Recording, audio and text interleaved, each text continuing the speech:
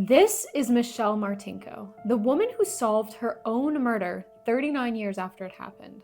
This true crime case is something else. Hello!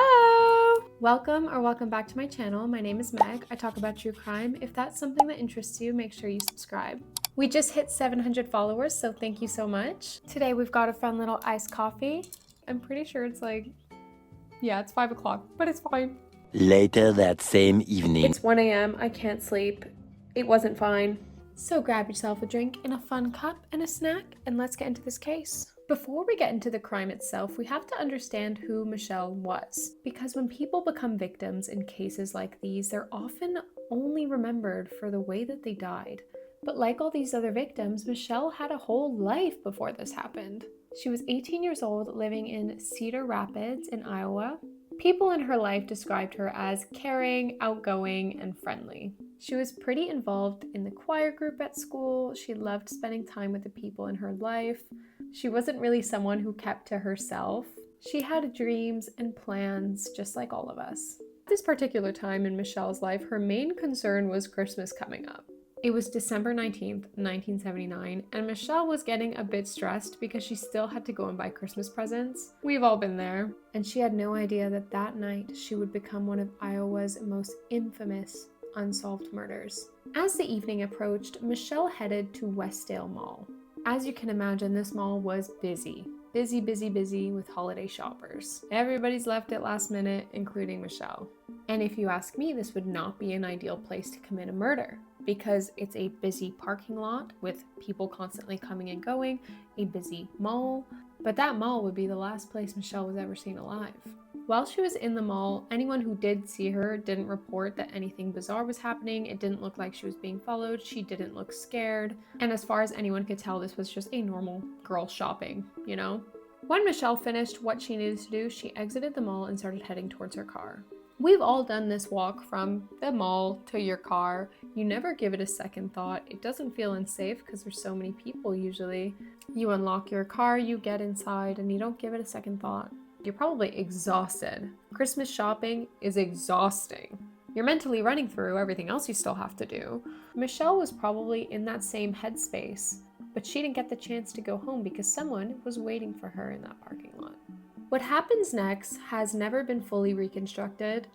There were no eyewitnesses, and it was 1979, so there weren't many surveillance cameras, nothing covering the actual scene of the crime anyways. Instead, investigators had to piece what happened to Michelle based on the evidence, and that evidence painted a horrifying picture.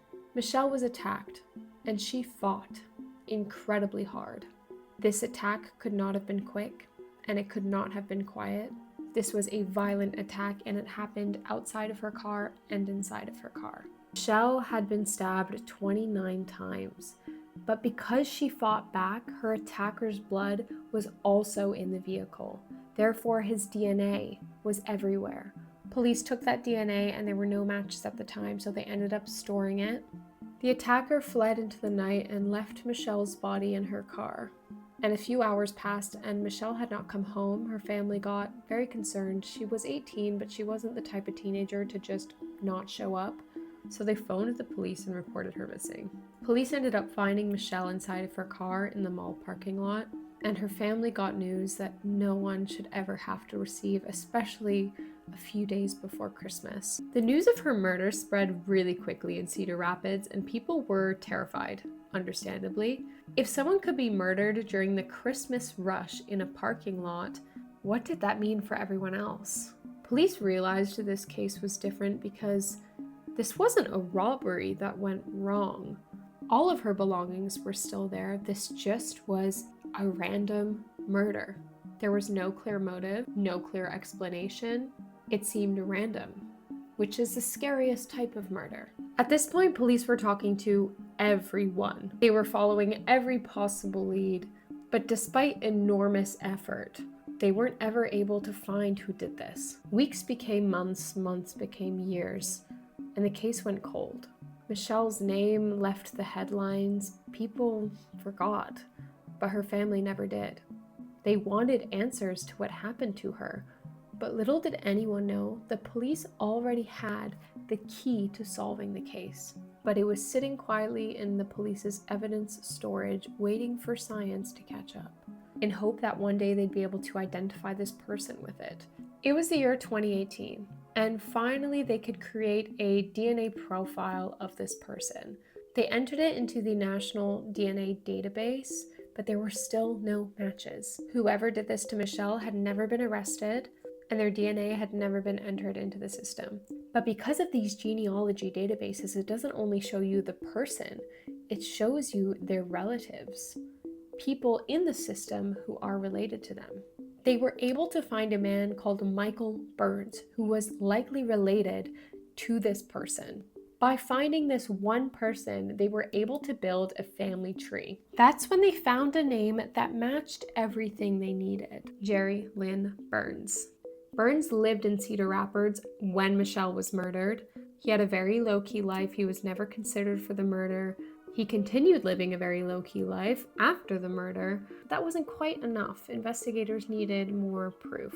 They followed Jerry into a local pizza restaurant, and they were able to recover a straw that he had used, and they tested it for DNA.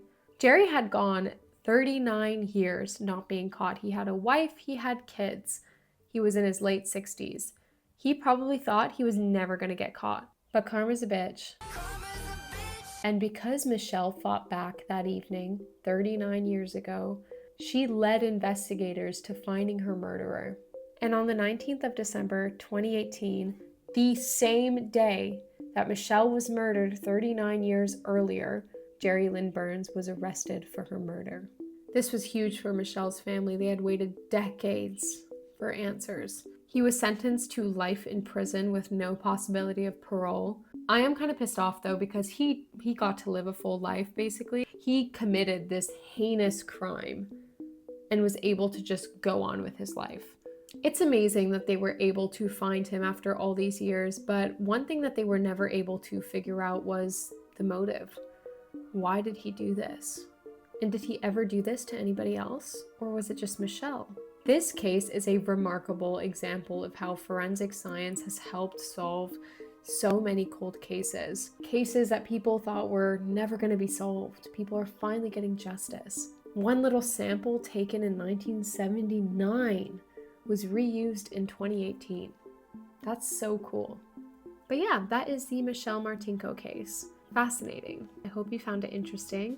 If you did, don't forget to like, comment, subscribe. Obviously, this YouTube channel is still very new, so please help me. If you have any cases you want me to cover, let me know and I will. Make sure you stay safe out there, guys, okay? This world is even more messed up than it was in 1979. I'm missing a nail. Hold on a minute. Look at these nails. Stay safe and I'll see you in the next video. Bye.